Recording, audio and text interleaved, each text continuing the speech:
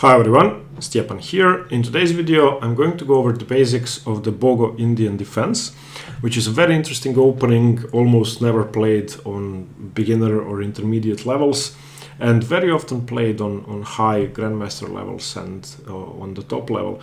And it's an extremely interesting opening. The reason why it's mostly played by good players is because it's incredibly strategically complex positionally as well, and there are so many intricacies to this opening that it really is not possible to just learn the moves and play it. The strategy in the middle games is what's more important. So what are we talking about? After the move d4, black plays knight f6, white plays c4, black plays e6. And we've already been through the Catalan, the Queen's Gambit declined, the Nimzo Indian and the Queen's Indian, which are all openings that could arise from this position. So the most common move for white in this position is knight to c3, which is the Nimzo Indian, after which black has nothing better but to play bishop to b4. And before we get on to the Bogo, these openings are very similar. Why? Because you are going for a similar type of structure where your pawns are on dark squares. You want to be controlling the light squares, in particular the e4 square, and your dark squared bishop or your bishop pair is something you are going to sacrifice to get that sort of light squared control and to get quick development. So that's knight to c3. The other option white has here is pawn to g3, which will lead to Catalan type of positions. But today we are going to be looking at knight f3.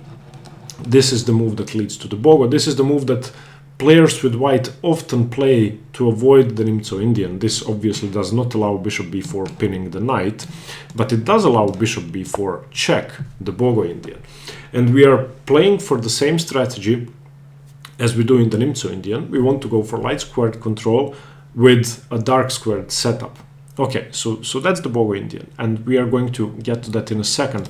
Briefly, I'd just like to mention that black also has the option to go into the Queen's Indian, which is more popular than the Bogo, still has very similar ideas. You play b6 to fianchetto your bishop to control the light squares and, well, have a light square strategy. The alternative is playing pawn to d5, which could lead to the Catalan after g3, or it could lead to the Queen's Gambit declined after knight to c3. So both black and white have several options after knight f3. But today, the Bogo-Indian. This opening was named after Efim Bogolyubov, not the best of players from the early 20th century, but a very strong player nevertheless. And the basic idea is you want to gain control over the center with tempo. Now, white has a couple of options here. White could play knight to c3, which is a move we are not going to be looking at. That's the Nimzo Indian. We are transposing back to the Nimzo.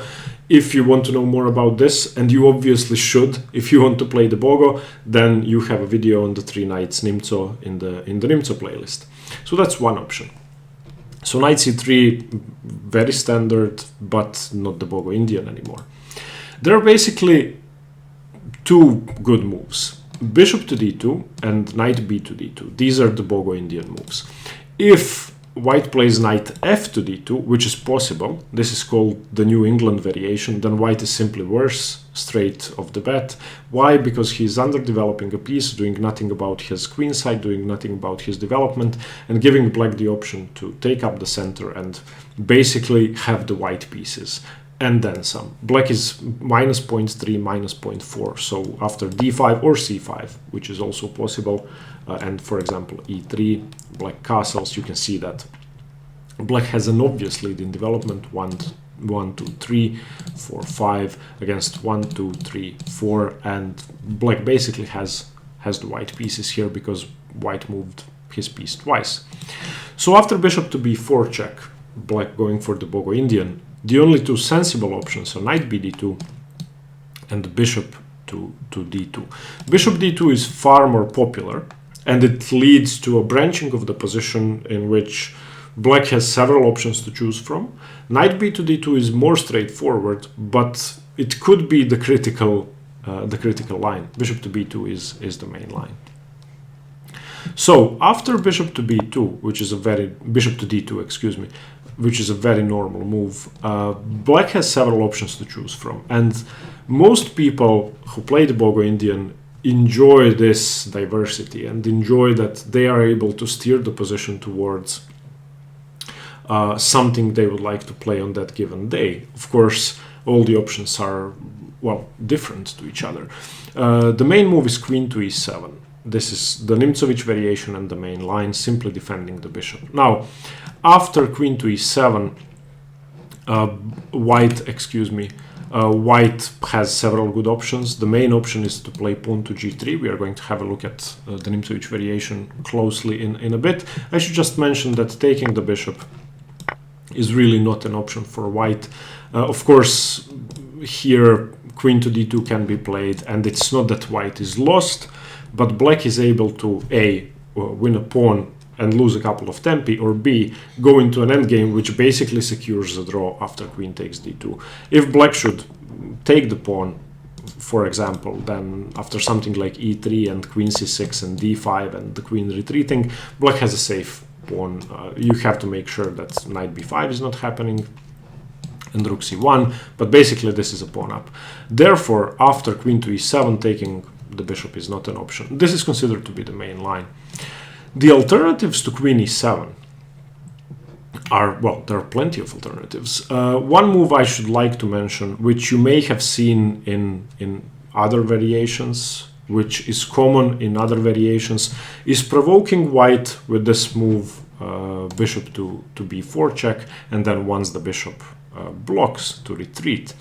This is the retreat variation, and it's going to transpose to the queen's gambit declined, and you will not be playing the Bogo-Indian anymore. How does that happen? White plays knight c3. Now, obviously, you cannot give up your bishop anymore. You don't have the same strategy, and after d5, which is simply the best move, white chooses between bishop f4, which is the Harwitz attack in the queen's gambit declined, or bishop g5, which is the normal queen's gambit declined, and 3 knights has been played a million times. So bishop to e7 is not an option I would recommend. It's basically not a viable option. Okay, so that leaves us with a5, c5, and bishop takes d2.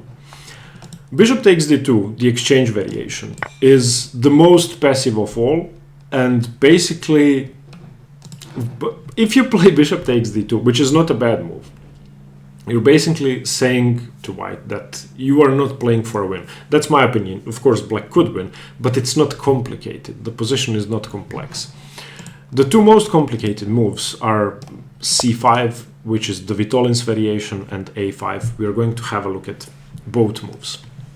Before I continue, I should just mention that one of the biggest experts on the theory of the Bogo-Indian and the Nimzo Indian is Krzysztof Sielecki, Chess Explained, and he has a great book on the Nimzo and the Bogo, where he gives the full repertoire. He doesn't go over all of these options, but he recommends what he thinks is best, and for black in this position, he recommends the move a5, the way it's Mislocked variation. So that's a very good option. I'll try to explain why he recommends it. I'm not going to go over stuff that he recommends. You can get his book. It's a great book. Okay, before we get into all the variations briefly, and this is just going to be an introductory video, I am going to make a separate video on every one of these variations where I'm going to go into the theory in detail, the middle game plans in detail, and the strategy of the opening. But before we go over each briefly here, I'll just show you the basic pawn centers which you could get from the Bogo-Indian defense, which is probably the most important thing to bear in mind when choosing an opening. The first type of pawn structure that you have to be aware of is what I call a Queen's Indian / Dutch pawn center, where black is basically playing for an attack. He's playing for huge control over the e4 square. He has his pawns on the dark squares and his pieces controlling the light squares. So you could imagine a knight on f6, a knight on d7, a bishop on b7, the queen coming to e8 and hopping over to h5, and basically throwing something into e4 and going for a kingside attack. This is a very possible pawn structure which you could get. And I find these positions fairly pleasant. The advantage over the Dutch, for example, is that you don't move your f pawn on the first move, so that gives you a bit more options. The advantage over the Queen's Indian is that you don't fianchetto your bishop straight away, so there are a few more options there.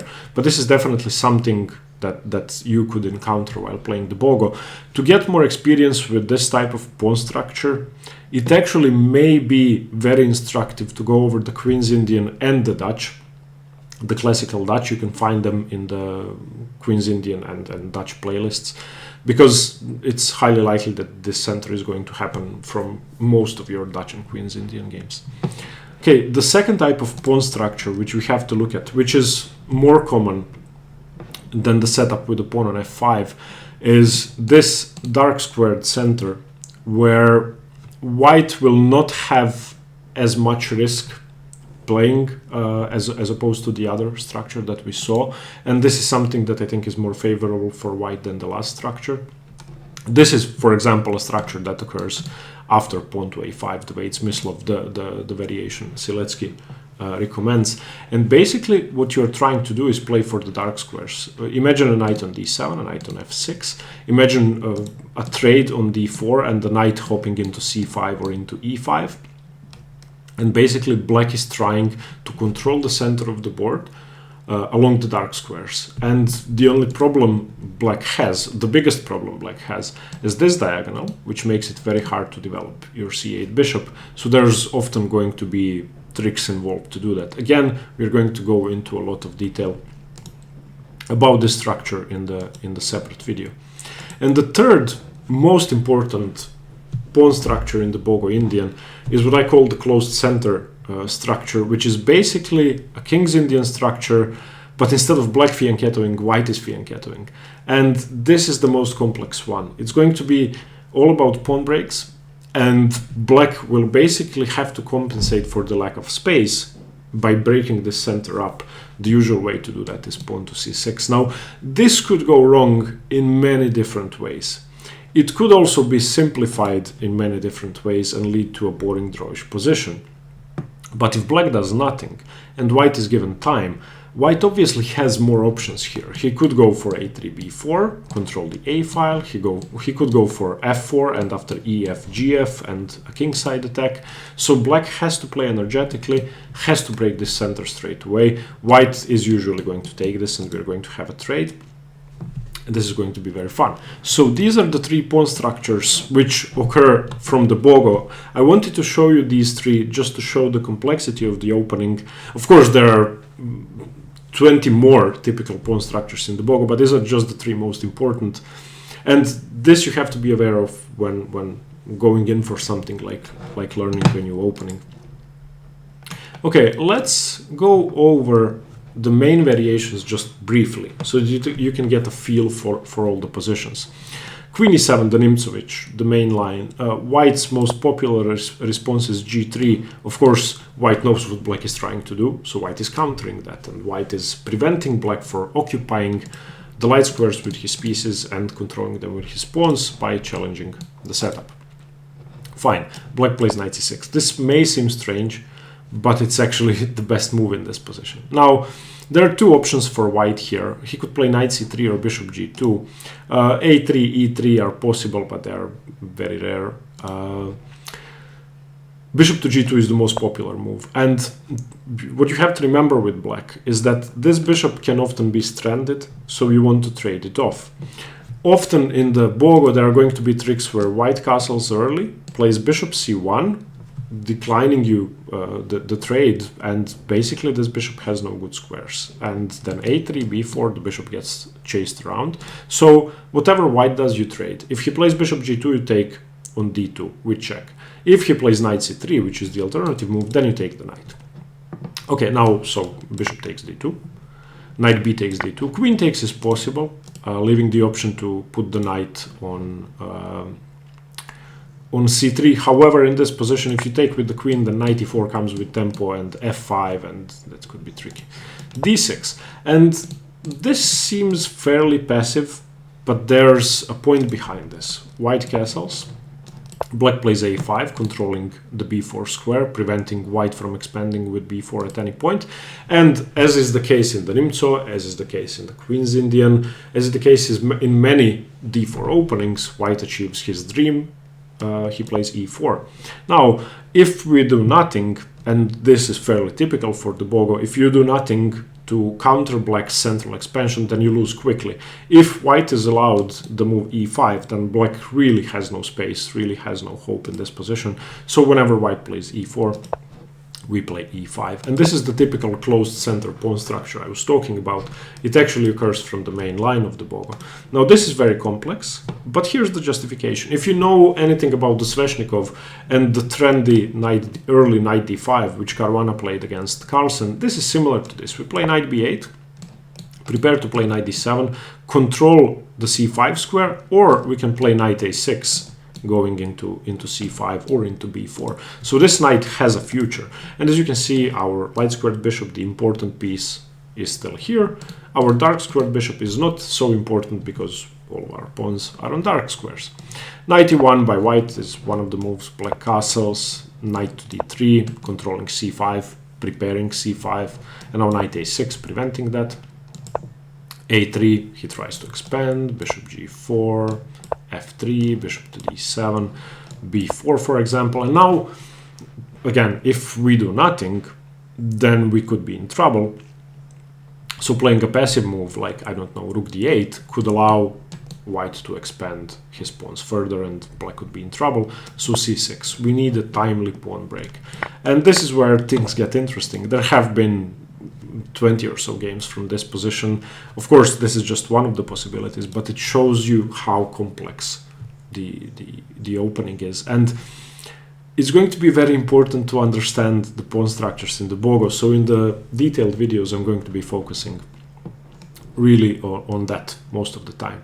Okay, then the Wade's Mislocked Variation A5, which is what Siletsky recommends, is an interesting option. You simply defend the bishop with the pawn.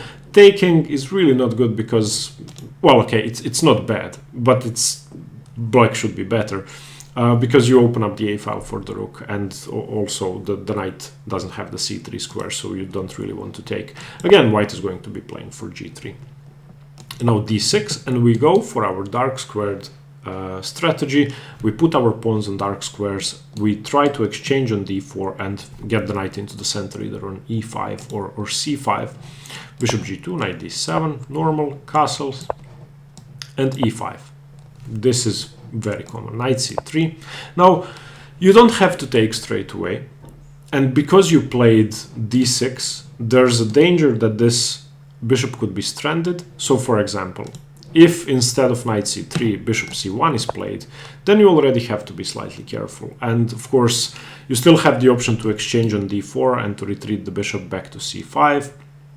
But in some variations, it's going to be tricky leaving this bishop here, so you have to be careful about that. Okay, knight c3, castles, queen c2, for example, rook e8, e4, normal. White creates a sort of Maroczy bind, ed4, knight d4, and knight e5. And here, black should be perfectly fine. I think this is one of the most complex way to play. Black definitely keeps his winning chances. It's possible to develop several different ways.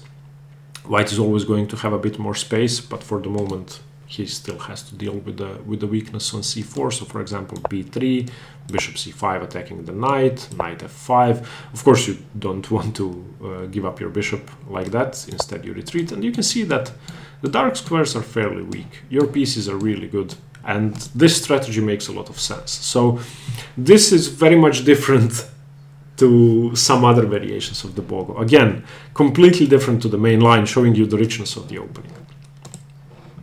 The next move I'd like to mention briefly is pawn to c5, where white's best actually is to take, because now you don't have as much control over the center. These pawns are not under pressure anymore and cannot get under pressure easily because you cannot play c5 again.